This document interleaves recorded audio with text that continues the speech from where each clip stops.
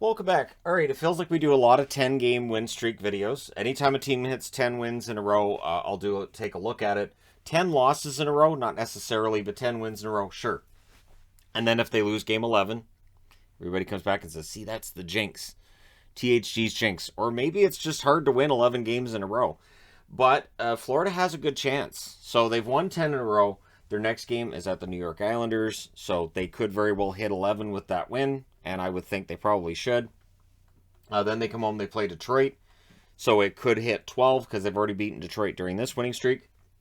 And then they're at home against Toronto and Tampa, a little bit more difficult there. Then they go on the road to Boston, Ottawa, and Montreal. Ottawa and Montreal don't have anything really to play for right now other than pride. And for Boston, we'll see. We'll see how Boston does against Florida. I'm not that convinced that unless they have a healthy roster that they can stop this dangerous transition game. It never feels like Florida's out of a game. And it feels like I mentioned this in videos recently too. They're spring loaded, meaning that transition is so dangerous. You've got them pinned down in their zone. You've got the puck. All right, so you're getting pressure. You turn the puck over, it's in your net. All right, so we've got it. Okay, so we'll put that one aside. All right, so we get some good pressure again. All right, some good cycle. You guys got it going. Okay, couple of shots. Excellent. Oops, turnover. It's in your net. So this is the danger with Florida, and they can play various styles of hockey. Now, their record currently is 54, 15, and 6, which is ridiculous. 114 points overall. So they're going to win the East. They're going to finishing first in the East, and then it's a matter of Florida on one side and Colorado on the other, and do they meet in the finals, and what would happen there? Now, their leading scorer is Jonathan Huberdeau, who is no longer a secret. He's no longer underrated. I don't think he wins the Hart because I think Matthews has that sewn up. But for Huberdeau, it's been a fantastic season. 75 games, 30 goals, 78 assists, and 108 points. And as I pointed out, it's not really as important whether or not a guy wins the Hart as it is whether or not he wins the Stanley Cup, because then that's a trophy for everybody on their team. Yzerman was not a guy who won a bunch of Hart trophies early in his career, and then, those Stanley Cups towards the end of it, it helped out a lot. Barkov, 62 games, 34 goals, 48 assists, 82 points. Again, if I had to choose between the two, I would still take Barkov as the better of the two forwards. Barkov's just such a beast in every area of the game, and I've been an admirer of Barkov for years. Reinhart has been the perfect addition. 72 games, 28 goals, 48 assists, 76 points. When you look at the additions to the Florida lineup and the fact that almost all of them work, that tells you that their staff, their coaching staff, and their scouts. Amateur scouts get a lot of attention, right? You have your amateur scouts that go out and they decide who's going to get drafted where at the draft, or at least they give you a good idea, and then it's up to the GM, or maybe the assistant GM makes those final decisions. Maybe your head scout makes those final decisions. But that's an area that we talk about a lot. The pro scouting side of things doesn't get talked about nearly as much, and I think it's an underappreciated part of the game. Florida's pro scouts have made this team a juggernaut. Florida's pro scouts almost never miss.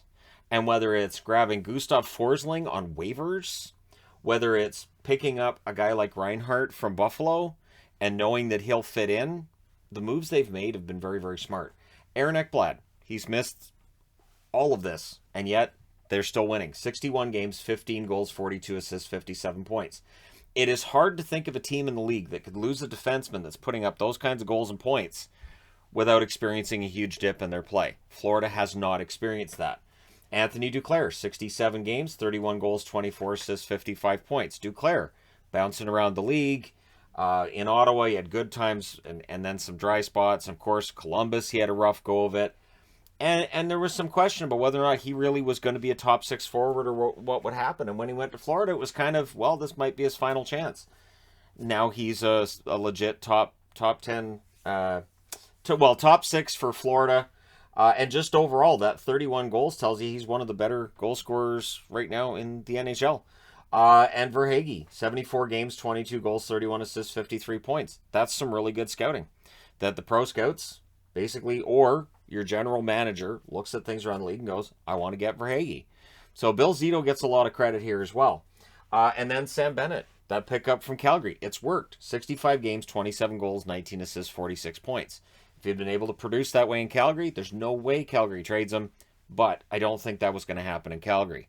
So it is one of those oddities where they've got guys like Duclair, Verhaeghe, Bennett putting up goals and points with them that I don't know if they would with other teams. I think it's just the chemistry between these players. The fact you can mix and match these lines too, it's ridiculous. And it's all four lines. I don't have everybody on the board, obviously, but it is all four lines. Then there's rookie Anton Lundell, who, yes, is a very good two-way forward, but there's people jumping the gun by saying he should already be in the conversation for Selke. In 60 games, 18 goals, 25 assists, 43 points. The advanced stats would tell you that Selke discussions are a little bit premature, but I think he gets there. And so the fact that he's also got Barkov showing him the way, it's ridiculous. Barkov and Huberdeau, homegrown talents, sure, but really the important thing for Florida has been really smart development combined with that ability to bring in players that just fit and it just works. Then you look at their goaltending. Bobrovsky, 36, 6 and 3, 912 save percentage. Spencer Knight, 18, 8 and 3, 909 save percentage. Bobrovsky has 3 shutouts. Knight has 1. So those numbers would tell you, so their goaltending hasn't been great. But Bobrovsky's had a very good season. Now his save percentage has taken a bit of a dive with some of the games in here. But Spencer Knight, since going to the AHL, has got his game back.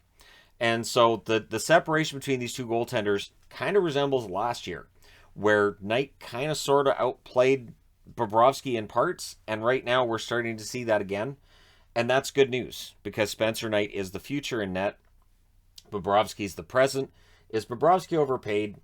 Sure, maybe, but the fact is that they've got a very good team that they've kept together. They haven't had a problem with going over the cap. And a team that as recently as, 4 years ago, we were talking about how they just take on dead money, and this is a team that just wasn't going anywhere. Now they're a machine, and we're not talking about dead money and them taking on bad contracts to get extra draft picks. They don't need to do that anymore. Their power play is much better than it was early in the season. 23.9% for 6th in the NHL. Very good number. 79.8% on the penalty kill is around average in the league. It's 14th. I would expect that number to get better once we get into the playoffs.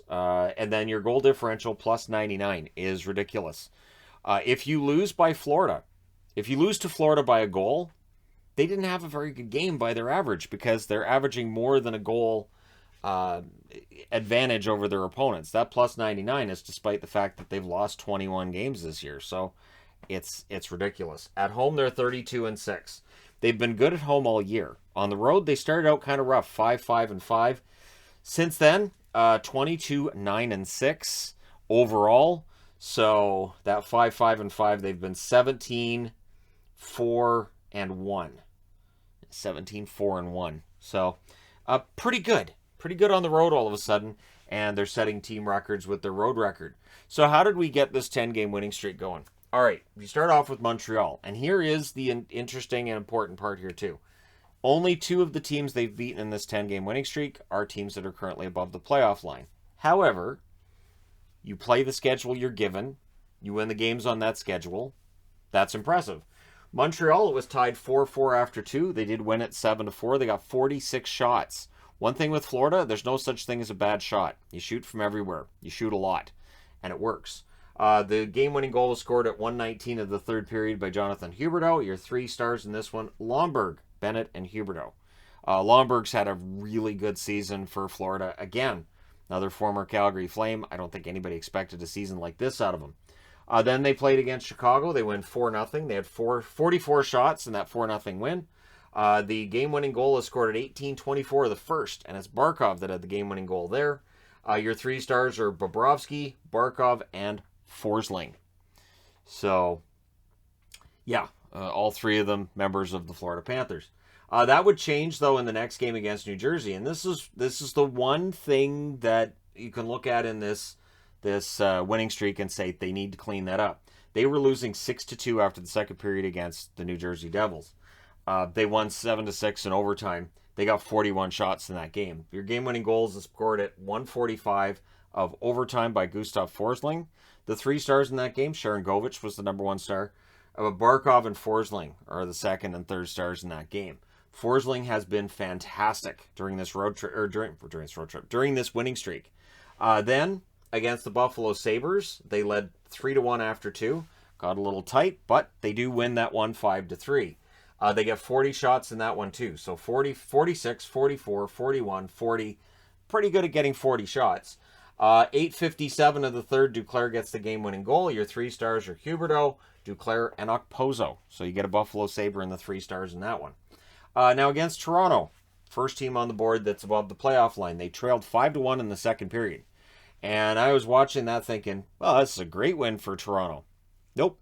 They lost that one 7-6 in overtime. So Florida's winning streak involves 2 7-6 overtime wins when they were trailing by 4 goals. They got 49 shots in that game against Toronto. That's a bit too many. The game-winning goal scored at 2:47 of overtime by Jonathan Huberdeau. And your 3 stars are Huberdeau, Barkov, and Marner. So you get a Toronto Maple Leaf in there because it's an overtime game. You should have, from the losing team, one of the stars should be from the other team. So against Buffalo, they trailed 3-1 after the first. So again, and this is something I've talked about a lot. You can't keep doing this, but they won the game 4-3. No harm, no foul, right? They had 43 shots in that game. The game-winning goal scored in the final minute of the game, 19:22 of the third by Sam Bennett. Your 3 stars are Bennett, Giroux, and Reinhart. So, yeah. Then the 7th win on the board is your Nashville Predators, who are the other team above the playoff line they've played in this. They were tied 1-1 after the first, and then they cruised to a 4-1 victory. This is the only game on the board that they had less than 39 shots. They had 25 in that game. At 15:16 of the second period, Lundell gets the game-winning goal. So your 3 stars are Knight, Lundell, and Forsling. So there's Spencer Knight in the 3 stars, the first of 2 times he appears on the board. And Bobrovsky's on there once. So again, Knight's been playing pretty well when he's been playing lately. And, you know, against Nashville, they showed that they could win that game against a Nashville team that's pretty physically punishing. Anaheim, they trailed 2-1 after the second period. Can't keep doing this. So they win at 3-2 in overtime. So sticking their tongues out at me and going, yeah, we can. They had 55 shots in that game. Poor John Gibson. 3:41 of overtime, Huberdeau with the game-winning goal.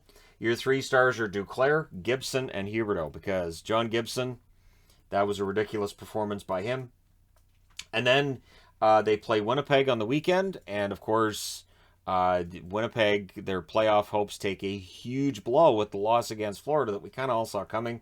And Florida didn't leave it to doubt. They led 4-0 after the second period. They got all 4 goals in that second period. Second periods are crazy right now for goals in the NHL. The final score is 6-1, and they had 43 shots in that game. Your game-winning goal was actually scored at 4:47 of the first. It is a Huberdeau game-winning goal. And it's one of those interesting things, because we talk about game-winning goals, right? So in a 6-1 victory, your game-winning goal becomes Huberdeau's, which made it 2-0 in the first period. And it's odd to me that, we talk about game-winning goals, and I think there should be some qualifier with that too, that it was, but anyways. Your 3 stars are Huberdeau, Forsling, and Bobrovsky. So there's Forsling. Oh, Bobrovsky's on the board twice. Apologies, Bobrovsky's there twice. And then yesterday's victory, they led 4-0 after the second again against Detroit. So what's interesting here is that unlike some of the games in here, the last couple of games, they really haven't left it to any kind of doubt, and they've played a really good 60 minutes. They win that one 6-1, of course, as well. They only had 39 shots, only. They didn't quite get to 40, so kind of a rough night for them. They survived, actually a rough morning for them. 6:32 of the second, Reinhart had the game-winning goal. Again, it's the second goal in a 6-1 victory, but it's the game winner. Your 3 stars are Barkov, Lundell, and Knight. So Knight's on the board twice. Bobrovsky's on the board twice. So 4 out of the 10 games, their goaltending is amongst the 3 stars. And again, I don't think the save percentage tells the story as well with the goaltenders. Because really, Florida's playing a very 80s style of hockey. It is very wide open. It's transition. There's a lot of attack. And what happens with that is it does leave you vulnerable to the counterattack. The thing is that when teams do get the goals, and we can see here, 7-6, 7-4, 7-6, 4-3. There are teams 5-3 even, 3 goals against is a little, I think that's league average right now. But anyways, but yeah, you can see that teams are able to take advantage of that. However, Florida's able to outscore whatever advantage you might get from their attacking style, because their attacking style is that lethal. It really does very much remind me of the Oilers in the 80s. That's how far back I have to go to see a team that I look at and say, wow. The thing is, the depth that Florida has the number of 20 goal scorers. And again, St. Louis has that going for them too, which means St. Louis is going to be really dangerous going into the playoffs. Colorado should be getting healthier going into the playoffs too. There are some very good teams right now in the NHL. Florida looks like they are the class of the East once we get to the playoffs and we start seeing how a team's going to counter this. How do you counter it? So let's say you shut down Huberdeau. Great. Then Barkov will do it. Oh, you shut down Barkov and Huberdeau. Duclair's absolutely capable of scoring highlight reel goals. For Hagee, Lundell, you go throughout the lineup. And as I said, even Lomberg was the first star of the game against Montreal. They get the goals when they need them, sometimes from guys like Forsling that you may not expect it. Weegar has a ton of points as well. He was the next one below Lundell. This is a team that can score a lot. And it also feels like this is a team that if they need to lock it down, they can. Because you have a 4-0 victory here. You have a 4-1 win here, 6-1, 6-1. So over their last 4 games, they've allowed 5 goals. So that tells me this is a team that's starting to play that playoff hockey. It might mean scoring less, but in their case, it hasn't. Because over that same period, 12, 15, 19 goals. So they've tightened up defensively. At least it would appear they have. And they're still getting a bunch of goals. So who stops Florida? That's the big question I've got. So if you can leave a comment below on who you think stops Florida, and if you're right, you can go back in a couple of months and go, I made that comment and I was right. And remember, if it's edited, everybody can see you edited the comment afterwards. So let me know your thoughts in the comment section below regarding the Florida Panthers and their 10-game winning streak. Again, I know the 10 games, only 2 of them are against teams that are above the playoff line, but winning 10 games in a row is still really impressive, and it's how they're winning. That they can come from behind, they can protect a lead, and, getting that full 60-minute effort's been an issue for them at times, but honestly, 54 wins, and they're not done yet. They're a scary team. And so we'll see what happens when playoff time comes around, because that can really change things. It depends on who they draw in that first round and how experienced they are and how well they can shut this down. And if they get Ekblad back for the playoffs, well, that could be quite the tale as well, because, again, Ekblad was scoring at almost a point per game, and he's a defenseman. But let me know your thoughts. Hit like and subscribe if you're browsing your way through. You just happened upon this video. Thank you guys so much for watching, for all your support. I will talk to you again soon.